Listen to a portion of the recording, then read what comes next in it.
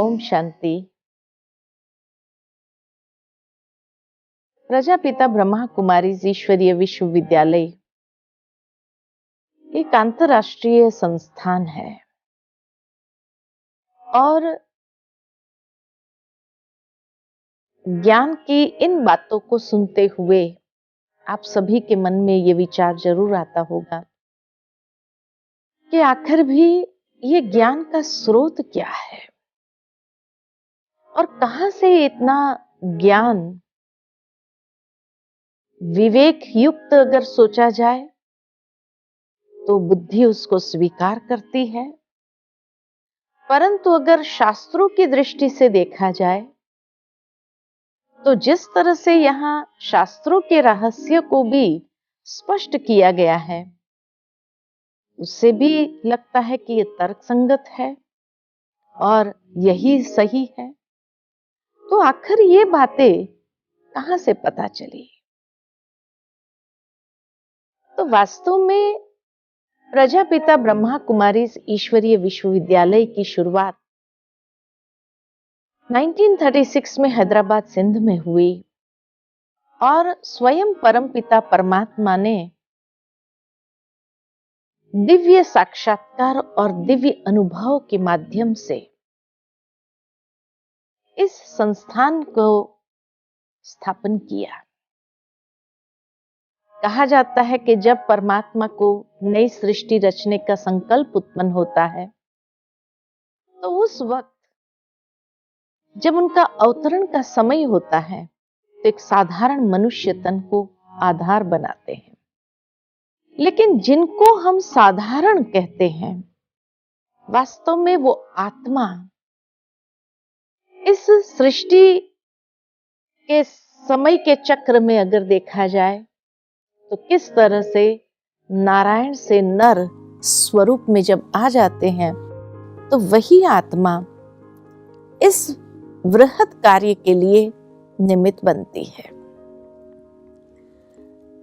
परमेश्वर को मालूम है हर आत्मा की कर्म कहानी, हर आत्मा के जन्म की कहानी, और इसीलिए वो साधारण स्वरूप जिसमें वो प्रवेश करते हैं, जिनके माध्यम से नई सृष्टि की सर्जना करनी है, तो सबसे पहले उनके जीवन का परिवर्तन करना बहुत आवश्यक है।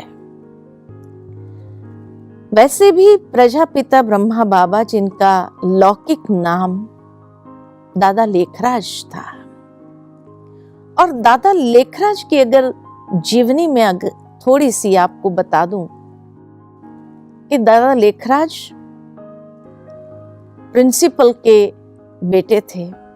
उनके फादर स्कूल में हेडमास्टर थे। ये तो हम जरूर जानते हैं कि हेडमास्टर उस जमाने में काफी प्रिंसिपल्ड होते थे, स्ट्रिक्ट होते थे, परंतु लगभग छोटी आयु में ही दादा लेखराज के पिताजी का स्वर्गवास हो गया और इसीलिए दादा लेखराज छोटे से बच्चे के रूप में अपने चाचा के पास चले गए रहने के लिए। चाचा किराने की दुकान चलाते थे तो दादा लेखराज को भी स्कूल के बाद बैठने के लिए कहते थे, लेकिन जब भी वहां कोई दुकान पर गरीब आते थे जिनके पास ज्यादा धन नहीं होता था, उनकी स्थिति दयनीय होती थी, तो वो देख करके छोटे से बच्चे के मन के अंदर यही भावना आ जाती थी कि थोड़ा ज्यादा दे दो, और इसीलिए वो तौल में कुछ अनाज ज्यादा डाल देते थे, कुछ आटा ज्यादा डाल देते थे और उनको तौल करके दे देते थे। एक दिन चाचा की नजर पड़ गई तो चाचा ने कहा, अरे तू तो लुटा रहा है, और इसलिए उन्होंने कहा अभी तो तू काफी बड़ा भी होता जा रहा है, ऐसा करते हैं कि तुम अपना कोई बिजनेस शुरू करो। तो दादा लेखराज अपने यौवन काल में आ गए थे तो एक हीरे के व्यापारी के पास चले गए और वहां पर हीरे के विषय में सीखना शुरू किया। बुद्धि बहुत तीक्ष्ण थी, उस कारण से हीरे की परख बहुत अच्छे से करने लगे।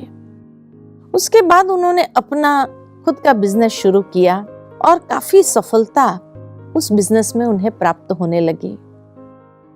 हीरे को देख करके ही पहचान जाते थे कि इसकी मूल्य क्या है। और इस तरह से दादा का जो नेचर था बहुत सात्विक, सतोप्रधान, जिस कारण से उन्होंने अपने बिजनेस के अंदर जो कॉन्टैक्ट्स एस्टैब्लिश किए बड़े बड़े राजा महाराजाओं के साथ किया। उदयपुर के राजा के साथ उनका बिजनेस कॉन्ट्रैक्ट होता था। वो अपने बच्चों को हीरे जवाहरत के गहने पहना करके उदयपुर के राजमहल में ले जाते थे। रानियां जब देखती थी तो वहीं पर कहते थे, दादा हमारे लिए भी ऐसा एक सेट बनवा देना। इसी तरह नेपाल के राजा के साथ, ऐसे कई राजघराने के साथ उनका ये उठना बैठना और उनका व्यापारिक संबंध जुड़ने लगे। कई जगह पर आना जाना। कई बार ये राजा महाराजा लोग कहते भी थे कि दादा ईश्वर ने सारे रॉयल्टी, राजाई लक्षण आप में दिया है, लेकिन गलती से राजा हमें बना दिया। दादा मुस्कुराते हुए यही कहते, ईश्वर से कभी गलती तो नहीं होती है। जीवन के अंदर भक्ति भावना बहुत प्रचुर मात्रा में थी। प्रतिदिन गीता का पाठ करना,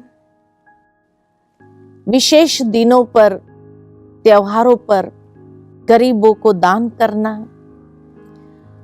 और इस तरह से उनके जीवन के जो संस्कार थे बड़े फिलैंथ्रोपिस्ट के थे। देना ही देना जानते थे। उदारता इतनी अपार थी। साथ ही साथ के अगर कोई हीरे का गहना बच्चों से नीचे गिर जाए तो नीचे गिरी हुई चीज कभी दोबारा पहनने नहीं देते थे पिताश्री जी, उसको दान करने के लिए कह देते थे। माना इतने ऊंचे संस्कार और भक्ति भावना भरपूर। प्रतिदिन गीता का पाठ किए बिना कोई भी कार्य आरंभ नहीं करते थे। उस समय बड़े से बड़ा क्लाइंट भी क्यों न आ जाए, लेकिन पिताश्री जी कभी भी अपने भक्ति को छोड़ करके उस क्लाइंट के पास जाएंगे ये नहीं। पहले ईश्वर का स्थान होता था उनके जीवन में, पीछे क्लाइंट्स।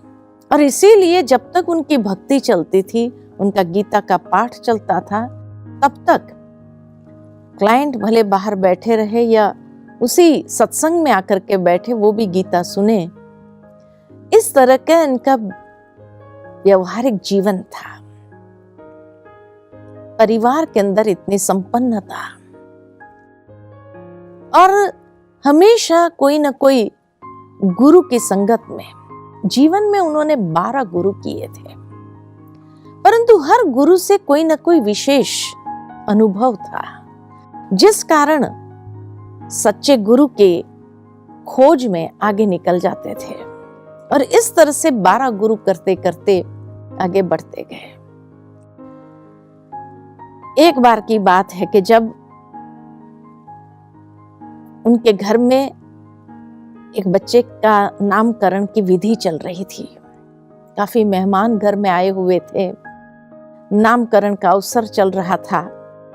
उसी समय गुरु जी का टेलीग्राम आया, और टेलीग्राम में यही लिखा था कि अर्जेंट मिलना चाहते हैं। पिताश्री जी सारा फंक्शन छोड़ करके उसी समय जाने की तैयारी की। परिवार वालों ने सभी ने कहा कि फंक्शन पूरा करके कल निकल जाइए, तो कहा नहीं, गुरु का बुलावा काल का बुलावा के समान है। आज अगर काल आ जाए तो हम काल को ये नहीं कहेंगे कि कल आना, आज मेरे घर में फंक्शन है। माना इतना गुरु की आज्ञा को सिर माथे रख के चलने वाले। जैसे ही वहां गुरु जी के पास पहुंचे तो गुरु ने उसी वक्त कहा कि मुझे 10,000 रुपए की आवश्यकता है। 1936 के पहले की बात है ये, जिस समय 10,000 रुपया माना आज का कितना बराबर हो जाता है। पिताश्री जी ने बिना पूछे 10,000 रुपया निकाल करके दे दिया। परंतु गुरु के मन में ही भाव आया कि मुझे बताना चाहिए कि आखिर मैंने ये रुपए किस लिए मांगे हैं। तब गुरु ने कहा कि मेरा एक शिष्य सट्टे में हार गया है और समाज में उसकी इज्जत बचाने के लिए इस रुपए की आवश्यकता पड़ी है। बाद में अगर हुआ तो आपको दे देंगे। तब पिताश्री जी के मन में आया कि अगर एक गुरु शिष्य को सट्टे की लत से छुड़ा नहीं सकते हैं तो हमें मोक्ष कैसे दे सकेंगे। और इस तरह के अनुभव के कारण ऊंचे गुरु की खोज में आगे निकलते थे और इस तरह से 12 गुरु किए। लेकिन जब परमात्मा ने उन्हें विशेष सिलेक्ट किया संसार परिवर्तन के कार्य के लिए तो उन्हें दिव्य अनुभव होने लगे।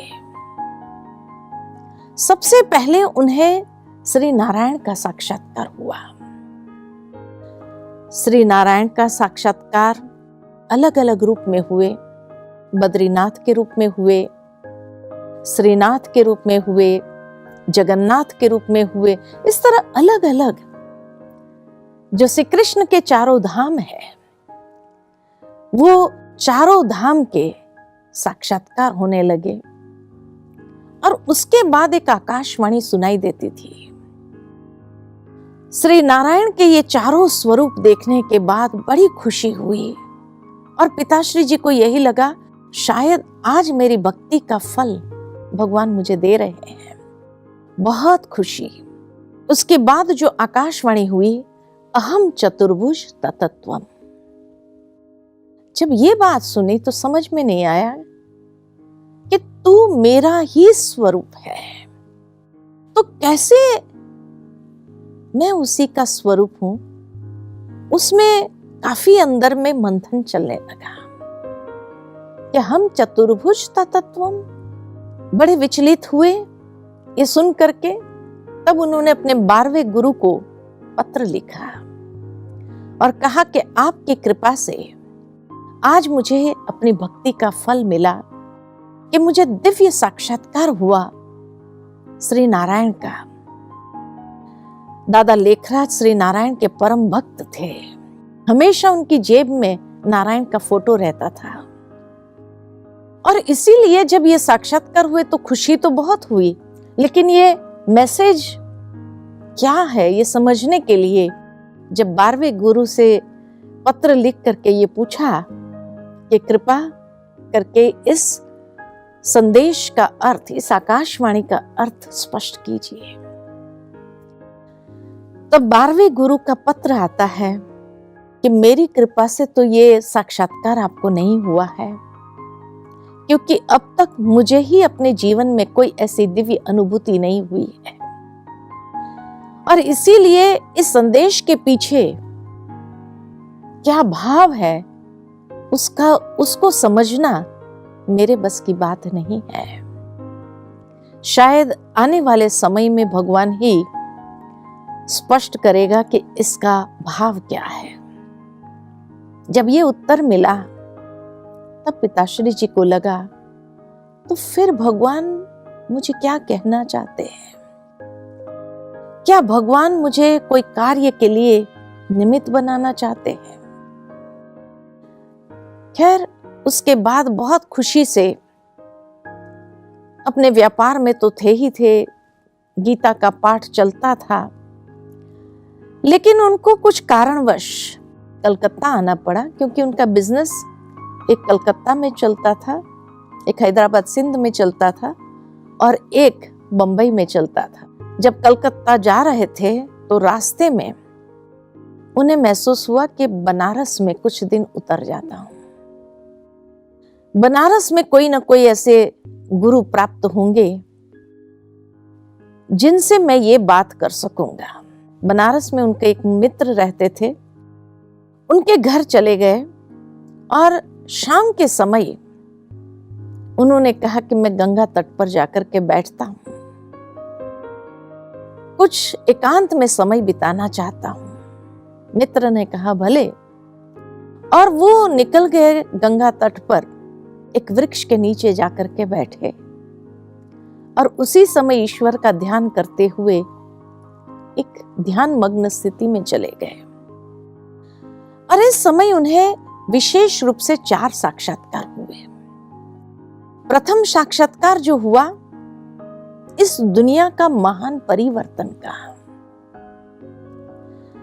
उस समय में एटॉमिक बॉम्ब्स का रिसर्च भी नहीं हुआ था, तो उन्हें दिखाई दिया कि जैसे आग के गोले ऊपर से गिर रहे हैं और जैसे ही धरती को स्पर्श करते सब भस्मीभूत हो जाता है,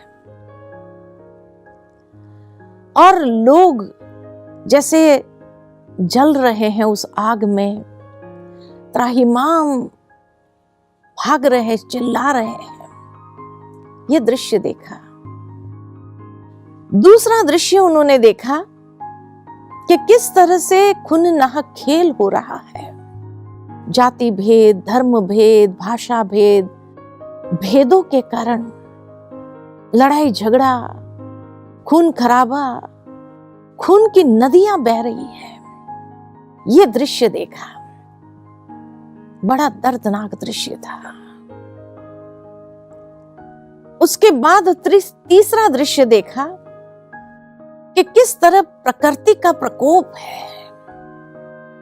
कहीं अतिवृष्टि हो रही है, कहीं अनावृष्टि हो रही है, लोग सूखा में मर रहे हैं, धरनी को, जमीन को पानी नहीं है, प्यास के मारे एक दूसरे का हाल बुरा हो रहा है।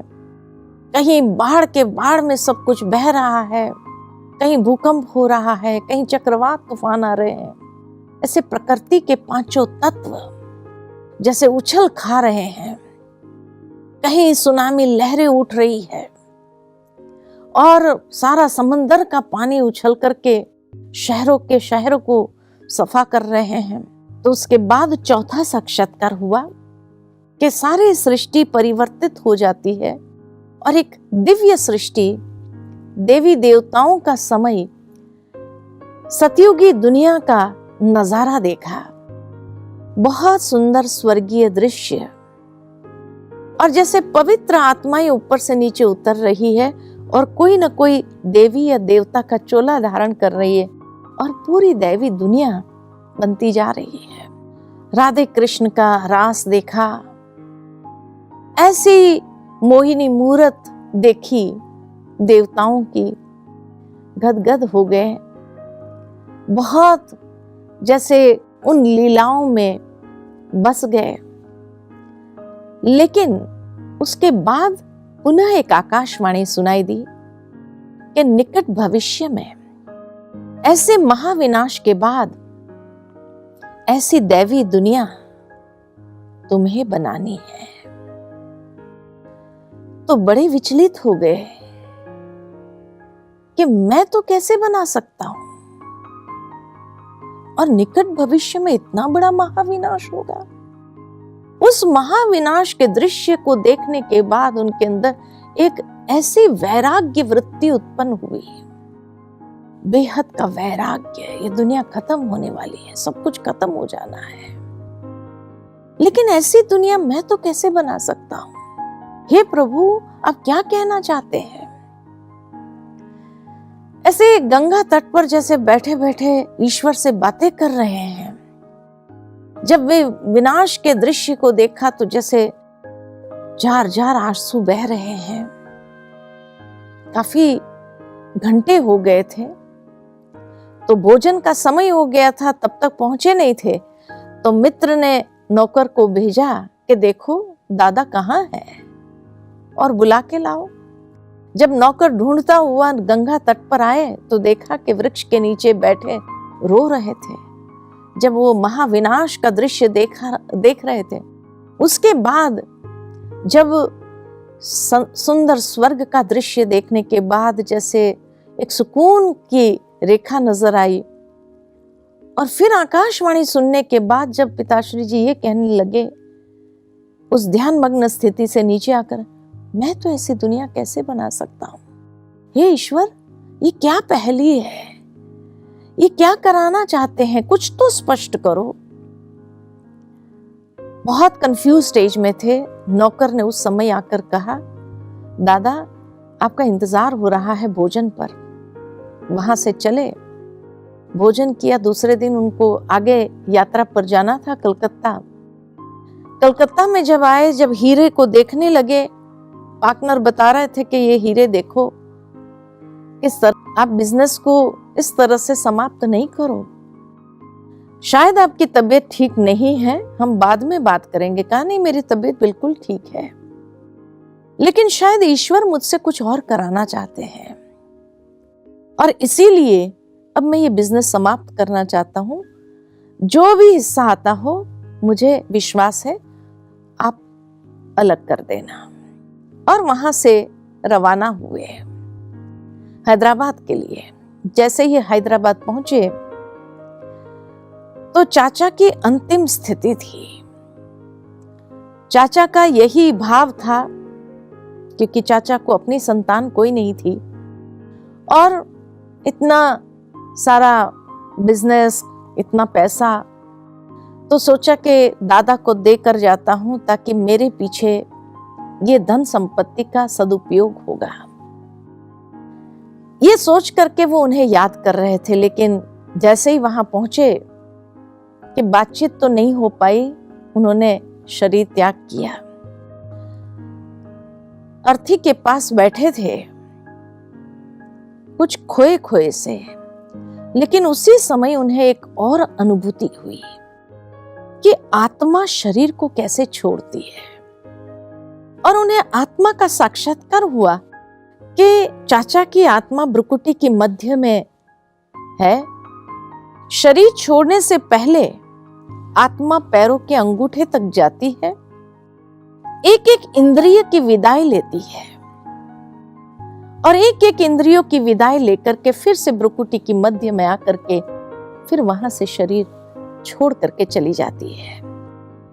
जैसे ये दृश्य देखा तो उन्हें महसूस हुआ कि सचमुच आत्मा जैसे एक एक इंद्रियों का एहसान मानते हुए कि आपने मुझे जीवन भर जो साथ दिया उसका धन्यवाद करते हुए, जैसे एक एक इंद्रियों से विदाई लेते हुए फिर से भ्रुकुटी के मध्य आकर के निकल जाती है। ये आत्म साक्षात्कार करने के बाद उनकी मनोवृत्ति में एक जागृति आई। इसका मतलब मैं भी आत्मा हूं, ये शरीर मेरा वस्त्र है। गीता ज्ञान तो सुनते ही थे, दूसरा अध्याय जैसे उनके सामने आ गया कि शरीर एक चोला है और आत्मा का वास्तविक स्वरूप क्या है, ये साक्षात्कार में देखा।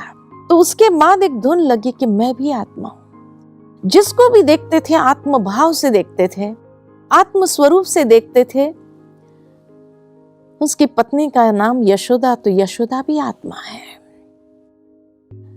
जिसको भी देखते थे उसको आत्म स्वरूप में देखने लगे। बच्चों को देखते थे, ये भी आत्मा है। हर कोई आत्मा है, हर कोई अपना अपना रोल प्ले कर रहा है इस संसार रंगमंच पर, और एक न एक दिन हमें भी चोला बदली करना है, ये चोला छोड़ करके जाना पड़ेगा। बहुत सुंदर अनुभूति। घर में आने के बाद, चाचा को विदाई करके घर में आने के बाद आत्म अनुभूति जिस तरह से हुई, वो आत्म का जैसे एक स्मृति स्वरूप होने का अभ्यास शुरू कर दिया उन्होंने। घर में दीवारों पर लिखना शुरू किया, मैं आत्मा हूं, यशोदा आत्मा है, नारायण आत्मा है। इस तरह से एक एक बच्चे का नाम लेते हुए एक एक को आत्म स्वरूप में देखने का प्रयास करने लगे। परिवार वालों को भी लगा कि जब से कलकत्ता से आए हैं तब से लेकर के दादा कुछ खोए खोए से लगते हैं। तो इस तरह से दिव्य अनुभव अलौकिक अनुभव जो जीवन में मिलने लगा, उसी ने दादा के जीवन को परिवर्तन किया।